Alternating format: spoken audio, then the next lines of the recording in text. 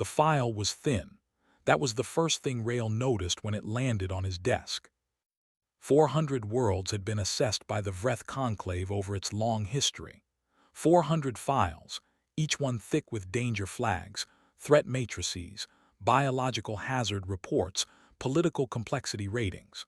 The file for the world designated Survey Target 7 Gamma was 11 pages.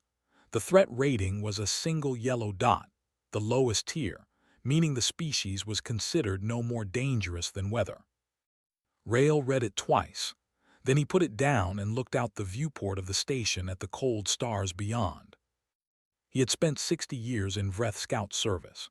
He had walked on the surfaces of dying worlds, breathed air that tasted like rust, watched entire ecosystems collapse in real time. He had filed the reports that allowed the Conclave to absorb 3 civilizations without a single Vreth casualty. He was considered the best active scout in the service, which was the reason this particular assignment had landed on his desk rather than someone junior. His second, Oren, leaned in the doorway reading his own copy of the file on a small screen. Oren was younger by 30 years, still sharp-eyed in the way only young scouts were, always looking for the thing that wasn't in the report. He had a habit of asking questions that made senior officers uncomfortable. 11 pages, Oren said. I counted them too, Rail said. The file on the Dorathi homeworld was 900 pages, and they surrendered in 6 days. The Dorathi had 3 moons, 2 of which were fortified, and a planetary shield grid. And this planet has what? Rail checked the file again.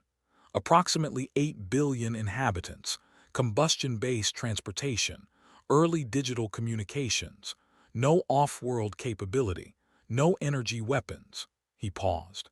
They do have a large number of something called a dog, which the biological annex lists as a domesticated predator kept as a companion animal. Oren stared at him. They keep predators as pets. Apparently. Oren looked back at his screen and said nothing for a moment. Then, I want to flag that as unusual. It is unusual, Rail agreed. It is also in the lowest threat tier. We are going to this world, we are going to observe for 20 cycles, and we are going to file a standard pre-assimilation report. That is all this is. Oren nodded slowly in the way that meant he was not entirely convinced, but had decided not to argue yet. The scout vessel left the station the next cycle. It was a small ship, 6 crew, built for silence. Its hull absorbed radar, light, and most scanning frequencies. It could sit in orbit above a populated world for months without detection. The Vreth had designed it for exactly this kind of work, watching without being watched, measuring without being measured. The journey took 9 standard cycles. Rail spent most of it reviewing the limited data the Conclave had gathered remotely on the target world. The species called themselves humans. They had been broadcasting radio signals into space for roughly 100 of their years, unintentionally as far as the Conclave could tell. They had not yet developed the technology to detect a response, which was why they had not yet been contacted. Standard protocol. You watched first. You let them believe they were alone a little longer. What struck Rail, reading the remote data, was not the species' technology level. It was their noise. Every other per-contact civilization the Conclave had surveyed broadcast signals that were largely functional: communication, navigation, military coordination. The humans broadcast all of that, but buried inside it was something else entirely. Music. Hundreds of thousands of distinct pieces of music, transmitted freely into space. Stories told in moving pictures, sent out in all directions as though they hoped someone was listening. Arguments. Celebrations. Records of grief. Rail noted it in his personal log and moved on. The ship entered the target system on the 10th cycle and powered down to silent running. They slid into orbit above the blue-white world without a single alarm triggering below. Rail looked at it through the viewport for a long time. It was genuinely beautiful, more water than land, wrapped in white cloud systems that moved slowly across its face. The night side glittered with the light of 1,000 cities. Beautiful, Oren said quietly from beside him. It's a survey target, Rail said, but he did not look away. They spent 2 cycles in orbit, mapping landing zones and finalizing the surface survey plan. Rail selected a drop point in a large forested region of the northern continent, low population density, good cover, accessible enough to observe the nearest settlements without direct contact. On the 3rd orbital cycle, Rail sent his first scheduled transmission back to Conclave Command. It was brief, professional, and entirely routine. He confirmed arrival, confirmed the target world was as filed, confirmed the unit was proceeding to surface assessment. He signed off and closed the channel. Then he looked back at the planet one more time. Something nagged at him. Not a threat instinct, he had survived long enough to know the difference between danger and strangeness. This was strangeness, something in the noise coming up from the surface. He had run it through the translation processor earlier and it had spat out a partial decode, a segment of an audio broadcast, a human voice, calm and unhurried, reading a story to someone. He had listened to it 3 times. He could not explain why. Orin appeared at his shoulder. Drop window in 4 hours. I know, Rail said. You've been standing there for a while. I'm aware. Orin looked at the planet below them, its lights scattered across the dark like something living. You think the file is wrong. Rail thought about it honestly. I think the file is incomplete, he said finally. There's a difference. Orin considered this. Is that better or worse? Rail picked up his equipment pack and headed for the drop bay. That, he said, is what we're going down there to find out. Forest smelled like nothing in the Vreth database. That was not unusual on its own. The database had gaps, especially for organic compound signatures. But Rail had expected something analogous to known worlds. Instead, the air on survey target 7 Gamma smelled like cold water, decaying wood, and something sweet that the sensors could not name. He stood at the edge of the landing site for a full minute, just breathing, before he remembered he was on a schedule. The scout unit split into 3 pairs and moved out from the pod in different directions. Rail and Orin took the northern vector, toward a small human settlement approximately 12 kilometers through the trees. The other pairs spread east and west toward larger population zones. They were each equipped with full camouflage suits, adaptive fabric that shifted color and texture to match the surrounding environment. At rest, they were effectively invisible. The first strange thing happened within 2 hours. Orin had stopped to observe a cluster of 4-legged animals grazing in a clearing. He was completely still, fully camouflaged, crouched behind a fallen log. The animals were large, brown, slow-moving. Not the predator pets from the file. Something calmer. He was nodding their biology in his recorder when one of the smaller ones walked directly up to him, lowered its head, and breathed warm air onto his face sensor. He froze. The animal made a low sound in its throat. Then it turned and walked back to the others. Orin sat motionless for a long time after that.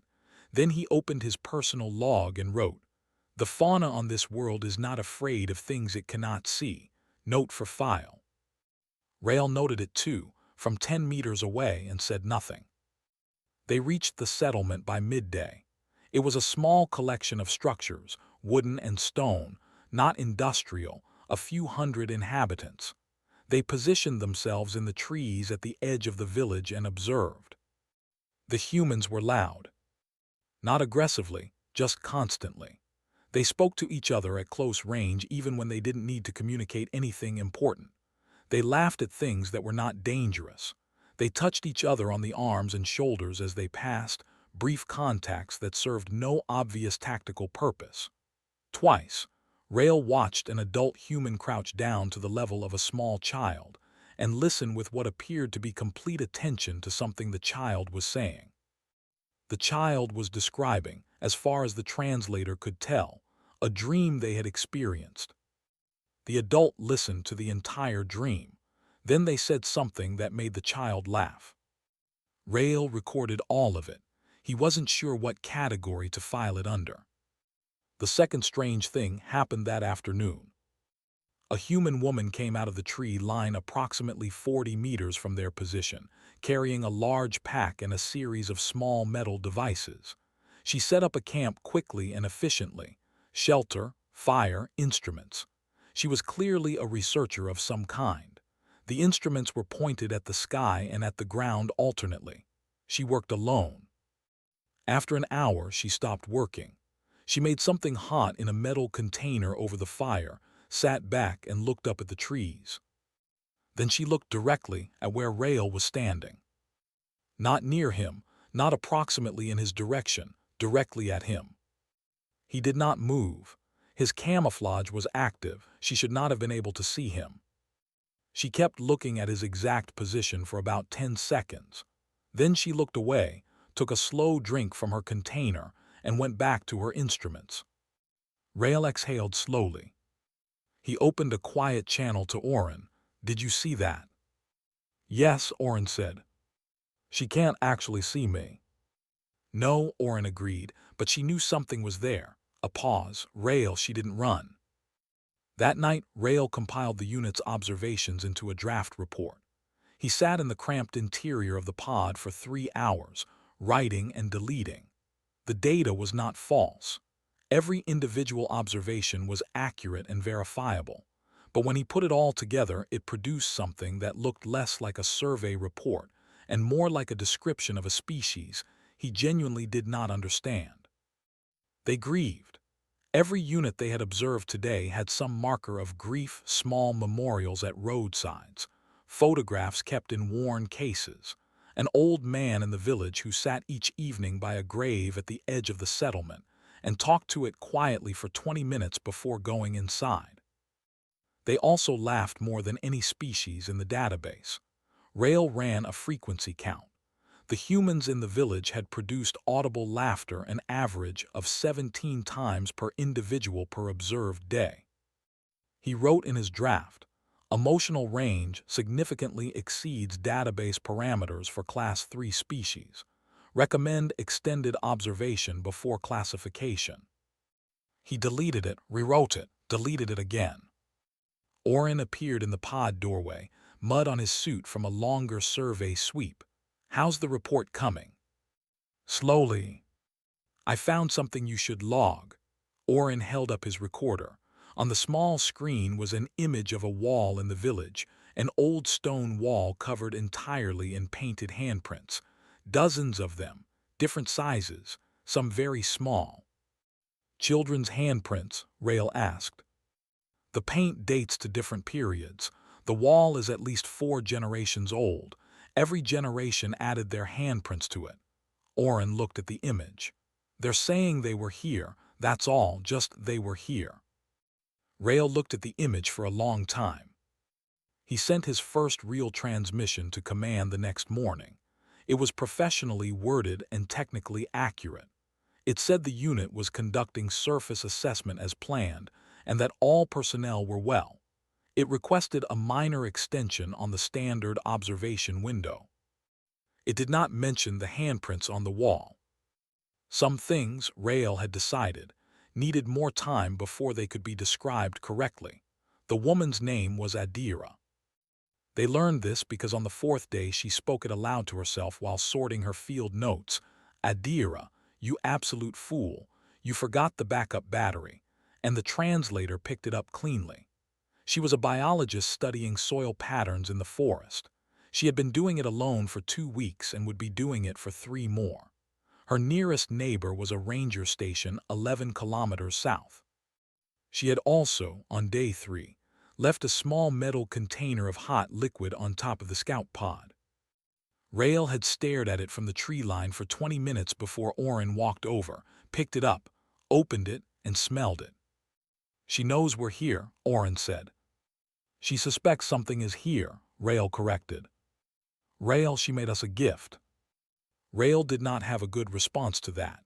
He filed it under anomalous behavior, indigenous contact risk, and moved on. By day 6, the rest of the unit was sending in their own reports from further afield, and every single one of them had an anomaly flag attached. Scout Dara had observed a human fisherman who, upon catching a fish, held it up and spoke to it before releasing it back into the water. Scout Bren had watched two humans argue loudly in the street for 10 minutes, then embrace and go inside together. Scout Fail reported that the humans in his observation zone had a public building, not a medical facility, not a government structure, whose sole apparent function was to contain books that anyone could borrow for free. A library, the translator supplied helpfully. What is the strategic purpose of this structure? Fail had written in his notes. The translator had no answer. On day 8, everything changed. Adira walked directly into the scout pod's camouflage field, not by accident. She had clearly been tracking the outline of it for days. She had been placing small stones in a slow arc around it, mapping the shape with the patience of someone who had decided to understand something before reacting to it. When she finally crossed the threshold and felt the edge of the camouflage shimmer against her arm, she stopped. She took a slow breath. She said quietly, "Okay then." Then she sat down in front of the pod and waited. Rail called an emergency unit channel. The unit's opinions were divided. Scout Dara said withdraw immediately and file a contact breach report. Scout Fail agreed. Oren said sit and watch. Rail looked at the feed from the external sensor. Adira had taken out a field notebook and was sketching the rough outline of the pod's invisible shape, patiently filling in what she could detect by feel and shadow. She was not afraid. That was the detail that kept stopping him. She had just found evidence of an alien spacecraft in the woods, and she was sitting in front of it making notes. Rail opened the pod's external speaker at minimum volume. He played a tone sequence, the standard conclave first contact mathematics signal. 3 pulses, pause, 5 pulses, pause, 8 pulses. The first 3 prime numbers.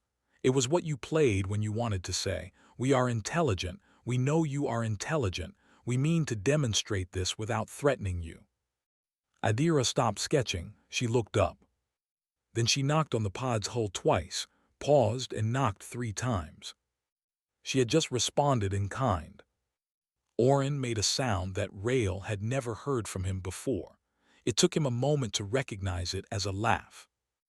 Over the next 4 days, Rail and Adira developed a primitive communication system using tones, hand signals, and eventually a translation device that Rail passed through a gap in the pod door without showing himself. She held it, turned it over, and spent 3 hours figuring out how it worked before speaking into it. Her first translated words were, "Are there more of you?" Rail, on the inside of the door, typed his response into his own device. 6. Have you been watching us for a long time? 8 days, from orbit longer. She sat with that for a moment. Are you going to hurt anyone? He considered how to answer honestly. His mission was pre-assimilation survey. Assimilation, in Vreth terms, was not violent, but it was not a choice the absorbed civilization got to make. He typed, "That depends on things above my authority." She nodded slowly, as though this was the answer of someone constrained by a system they didn't fully control, something she apparently recognized. "Do you eat?" she asked. He paused. "Not your food." "That's fine. I was going to make soup. I'll make it anyway. You can watch if you want." Rail did not watch, but Oren did from the tree line, and he described it to the rest of the unit in the evening channel. The way she cooked alone in the dark, humming something quietly to herself, seemingly unbothered that she had just met an alien intelligence and had decided the correct response was soup. The unit went quiet after that. Then Scout Bren said, "I think we have a problem." "What problem?" Rail asked. "I think we are all starting to like them." Nobody argued with that. That was the problem. Rail opened a new file in his log. He labeled it simply, "Things that are not in the 11 pages." He began to write. He wrote for 3 hours and did not come close to finishing. Outside the pod, Adira finished her soup and looked up at the stars for a long time, as though she was doing math in her head. Eventually, she wrote something in her field notebook, tore out the page, and slid it under the pod door. It said, "I won't tell anyone. Not yet. But you should know you're not the first thing in this forest that was hard to explain. We have a word for that. We call it wonderful." Rail read it 4 times. He pressed it flat and kept it. Grand Director Sewell received the silence on cycle 31. Not a garbled message, not a distress signal, just nothing. The automated check-in from Scout Prime Rail's unit had been missed 3 times in a row, which by protocol meant the unit was either dead or compromised. Sewell authorized a retrieval vessel without getting out of his chair. It was a minor irritation, not a concern. Units went quiet sometimes. Equipment failed. The most likely scenario was a systems fault in the pod's transmitter. Earth was a Class 3 primitive world. Nothing down, there could stop a Vreth scout unit. Commander Peth received the retrieval orders in transit and spent her 3-cycle journey to the target system reading Rail's last filed reports. They were thin, professionally worded, but thin. A man who filed 900-page reports on complex worlds had sent back 4 pages on a planet with 8 billion inhabitants. She made a note of that and kept reading. Her ship entered orbit above Earth on the 4th cycle and immediately picked up Rail's pod signal. Alive, stationary, powered down to minimal. She sent a tight beam signal directly to the unit's frequency. Rail responded in 8 seconds. His voice was calm and clear, which was somehow more unsettling than if he had sounded panicked. "Commander, glad you came. Scout Prime, why have you missed 3 check-ins?" A pause. "That's a longer answer than I can give on this channel." "Are you compromised?" Another pause, shorter this time. "No, but the situation is more developed than the pre-mission file suggested." "Developed how?" "We've been in contact with a local." Peth looked at her communications officer. Her communications officer looked back at her with the same expression. "You've broken cover with an indigenous contact." "She found us," Rail said, "and then she helped us." "Helped you how?" "Scout Dara developed a reaction to a local plant compound. Adira, the local contact, identified the compound, synthesized a neutralizing agent from her own medical supplies, and treated the reaction before our internal kit would have caught it. She has no knowledge of Vreth biology, and she worked it out from observation in about 4 hours." Peth said nothing for a moment. "She treated one of your unit." "Yes." "A pre-contact Class 3 primitive treated one of my scouts using improvised cross-species medicine." "Commander, that's what I mean about the file being incomplete." Peth sent a ground team down to retrieve the unit. Standard protocol: get in, collect personnel, get out. The team leader, a capable young officer named Sav, came back 2 hours later without the scouts. He came back with a human. The man sat in the transport bay with his hands folded on his knees and looked around at the ship interior with the expression of someone taking very careful mental notes. He was not young, not old. He had the particular stillness of someone who had seen difficult things and come out the other side without drama. He introduced himself as Sergeant Davo Riis, United Nations Contact Bureau. Peth came down to the bay herself. She stood across from him and studied him, and he studied her back with equal attention. "Your people told my people that a retrieval team was coming," he said through the translator. "The scouts, I mean. Rail told Adira. Adira told us. We've been expecting you."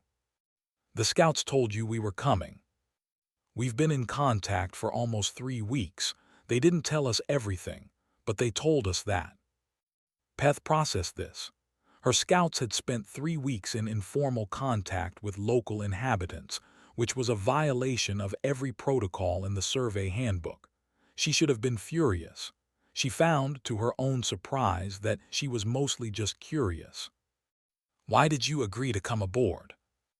Davo Riis looked at her steadily. "Because we'd rather talk than not talk. That's usually been true of us even when the other party was dangerous." He paused. "Are you dangerous?" "That depends on my orders." "What are your orders right now?" "To retrieve my personnel." He nodded. Then let's talk about that. What followed was 3 hours in the ship's meeting room. Peth, her first officer, Davo Reis, and eventually Rael and Oren, who came up from the surface once the channel was open. Reis had brought a written document. It was handwritten on paper, which none of the Vreth present had ever seen used for formal communication. It was a letter. It was addressed in clear, careful handwriting to whoever was reading it. It explained, simply and without pleading, that Earth was aware of the Conclave's existence and presumed intentions.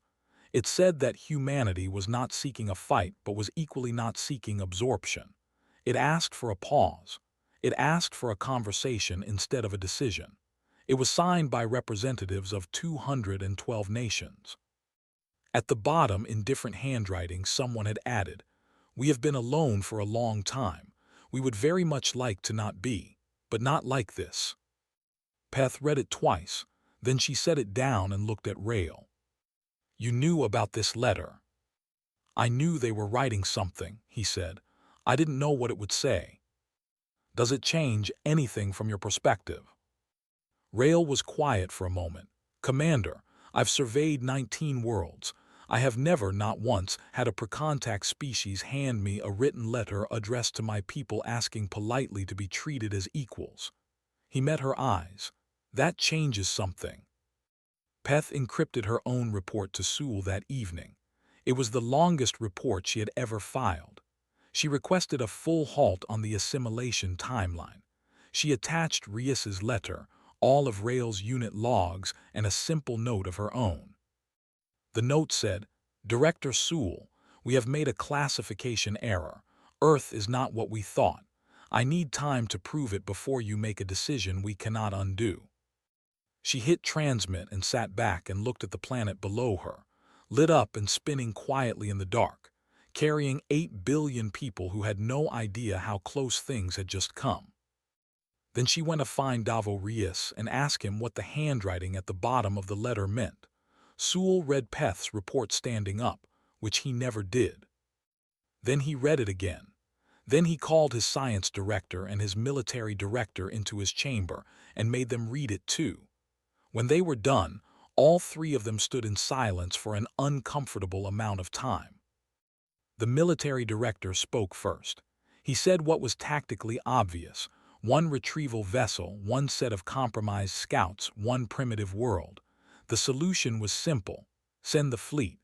Override whatever sentimental attachment had formed between Peth's crew and the locals. Proceed as scheduled. The science director said nothing for a long moment. Then she quietly requested that the room see one more piece of data before any decision was made. She had pulled Oren's unsubmitted personal logs from the scout unit's encrypted partition, technically a disciplinary violation, but Peth had forwarded them unlocked with a note that said, "Read these before you do anything." The science director had read them on the journey to Sewell's chamber. She now played a segment aloud. Oren's voice, recorded in the field, said, "Day 14 on the surface. I've been trying to understand why these people make me feel something I don't have a word for. I looked through the Vreth archive tonight. We have records of 400 absorbed civilizations. I searched all 400 files for the word forgiveness. The translator returned 0 results, not because the concept doesn't appear in the source cultures, but because we never thought it was worth nodding. We filtered it out. We have been filtering out everything that made these species more than their threat level." The chamber was quiet. Sewell ordered the fleet anyway. He gave Peth 72 hours to finish her assessment. He framed it as tactical patience. Inside, he told himself it was because he needed complete data. 12 dreadnoughts and a planetary suppression array moved to the edge of Earth's system and held position, weapons cold but crews at stations. On Earth they knew. Not officially, no formal communication had been made. But Davo Reis had been exchanging information with Rael for weeks now, and Rael had not hidden the shape of what was coming. Reis took what he knew to the UN Security Council in an emergency session that ran for 19 hours. What came out of that session was not a military mobilization. Earth had weapons. Earth had armies. But after 19 hours of argument across every culture and language on the planet, what they decided to send into orbit was not a threat. It was a broadcast. Every major radio transmitter on Earth turned to face the same point in the sky, the exact location of the Vreth fleet. What they transmitted was a single audio file, assembled by a committee of historians, musicians, linguists, and one retired schoolteacher from the Philippines named Berto who had been invited because someone said they needed a person who knew how to explain hard things simply. The file was 40 minutes long. It contained no demands and no weapons data. It contained recordings of human voices speaking in hundreds of languages. It contained music, not the grand dramatic kind, but the quiet ordinary kind. Songs that parents sang to children. Songs that people sang at work. It contained the sound of a crowd at a sporting event. It contained the recording of a woman laughing alone in a kitchen. It contained the sound of rain. In the middle of the file, Berto's voice came through, calm and clear, speaking in his own language first and then in a translation his grandchildren had helped him write. He said, "We don't know who you are yet, but we want to. We have been sending our voices into the dark for 100 years hoping someone would hear. If you are hearing this now, then the universe is larger and stranger than we thought, and that is a good thing. We are not easy people. We fight too much and we break things and we are very, very slow to learn. But we do learn. We always come back. We would like to come back from this too, together if possible." Peth received the broadcast on her bridge. She listened to all 40 minutes. Halfway through, she noticed her navigator had stopped working and was just sitting listening. She didn't say anything. She forwarded the full file to Sewell with a single line, "Director, please listen before you decide." Sewell did not listen. He had the broadcast summarized by his communications staff. The summary called it emotional manipulation consistent with a desperate per-contact species attempting to avoid assimilation. He approved the fleet's movement to closer orbit. But 3 of his 12 fleet commanders had received the raw broadcast independently through Peth's forward. They listened on their own bridges, alone with their crew. Fleet Commander Bray listened to the sound of rain for a long time. He grew up on a water pour station. He had never heard rain in person. He had seen it in cataloged environmental data, processed as a weather variable.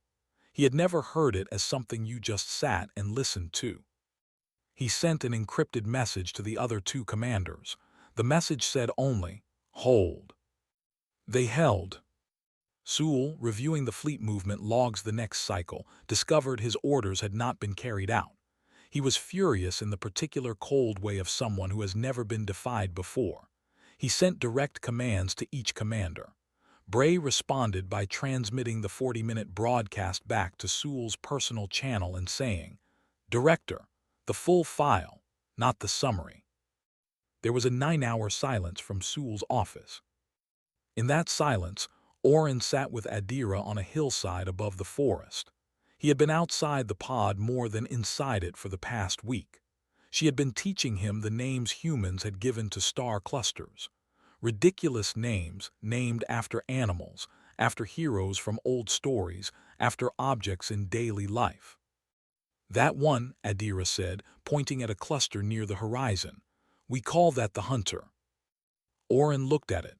In Vreth cataloging it was cluster reference 7 Delta 9. It had no name. It was a navigational marker and a spectral data point. "The Hunter," he said. "Why?"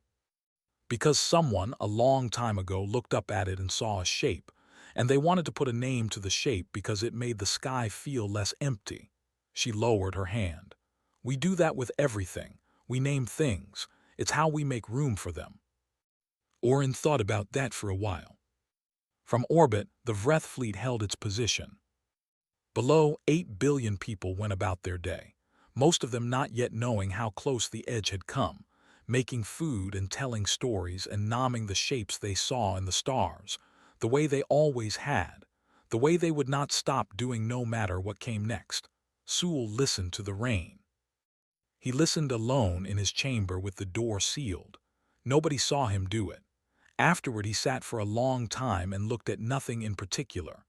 Then he pulled up the full, unfiltered survey data from Rail's unit, not the processed version, not the threat matrix summary, the raw observational logs. All of it. He read until the next cycle started.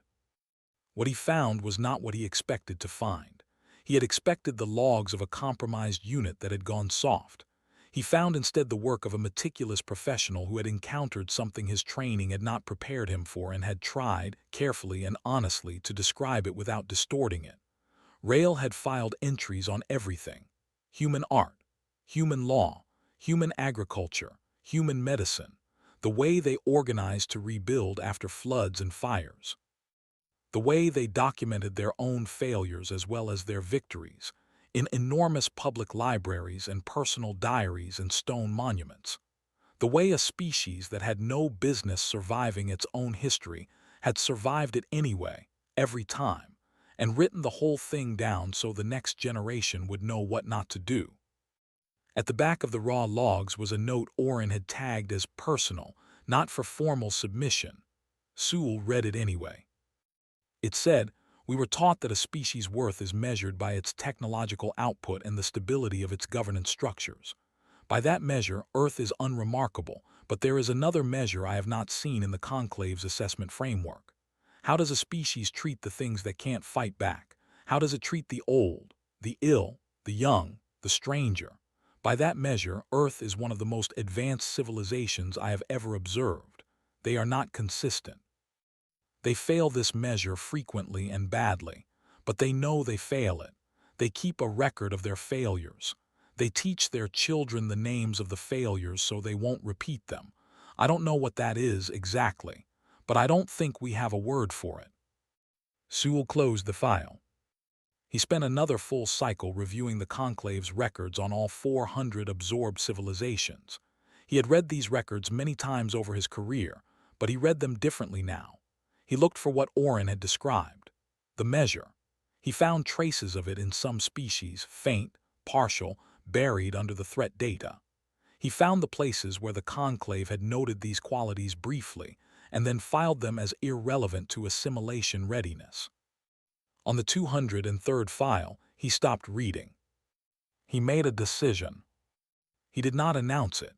He did not hold a council session.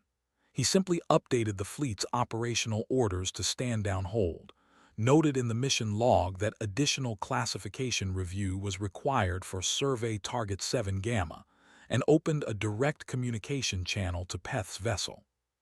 "Set up the meeting," he said. "Geneva, 2 of your people, 2 of theirs, Rail and Oren on our side. I want the one who sent the letter and the biologist." Peth, to her credit, did not say anything triumphant. She just said, "Yes, Director," and closed the channel. The meeting happened 6 days later.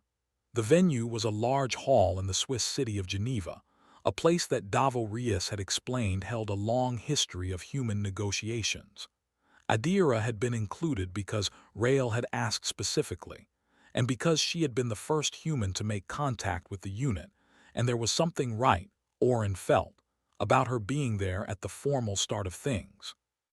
The Vreth delegation arrived in a small shuttle and landed in a cleared square near the hall. A crowd of humans had gathered at the perimeter barriers set up by local authorities. There were people with cameras. There were people with hand-drawn signs. One child near the front was holding a piece of paper with a drawing on it, a rough crayon sketch of what appeared to be a Vreth scout ship and a house side by side, both with smiling figures in the windows. Rail saw it as they walked past. He stopped for just a moment. The child held the drawing up higher. He raised one hand in the gesture Adira had taught him weeks ago. The humans called it a wave. The crowd made a sound he had never heard from any species before, not cheering exactly, something warmer than that. Inside the hall, the negotiations began. They were not simple. Sewell's proxy arrived with a document thick with conditions and frameworks. Reis arrived with a much shorter document, the same request for mutual recognition that had been in the original letter, extended into formal treaty language. The discussions went for 2 full days. Orin and Adira sat at the side of the hall, not negotiating, mostly watching. On the second day, she brought a thermos. She poured 2 cups. He accepted his, held it for the warmth, and looked out the hall's wide windows at the city beyond. If this works, he said, what happens next? She thought about it. We'll probably argue a lot, both sides. We argue with each other constantly, and we've known each other for thousands of years. Does the arguing stop anything? Not usually, but it's better than the other thing. On the final day, Sewell's proxy introduced an amendment nobody had expected. He read it stiffly, as though it had been written by someone who was not entirely comfortable writing it. It said that the Vreth Conclave, following extended assessment, was withdrawing the Class 3 assimilation classification for Survey Target 7 Gamma and entering in its place a new registry category, the first new category in the Conclave's history in 4,000 years. The category was called Sovereign Peer. Rias read the amendment. He read it again. Then he looked at Peth, who was watching him from across the table. Did Sewell write this himself? He asked quietly. He did, she said. Rias looked down at the page for a moment. Then he signed it. Rail's final mission report was filed the next day. After everything, the lost transmissions, the 3-week surface survey, the retrieval standoff, the 40-minute broadcast, the 2-day Geneva session, his formal summary ran to exactly 6 words. Assessment complete. Earth requires no intervention. It was the shortest report in Vreth Scout Service history. It was later cited in the Conclave's academic institutions as an example of how the most significant findings sometimes could not be fully contained in any formal document, that some things had to be carried by the people who saw them, back home, in the quiet. Orin carried his back differently. On his last evening on Earth, he stood at the edge of the forest where the pod had first landed, in the same spot where Adira had found the invisible outline of the ship and sat down to sketch it without fear. The forest smelled the same as the first day, cold water, wood, the sweet thing without a name. He had learned the name since then. Adira told him it was pine resin, something the trees made to heal themselves. He stood in it for a long time. Then he went to pack, and he carried the smell of it back with him into the dark between stars, and he never forgot it.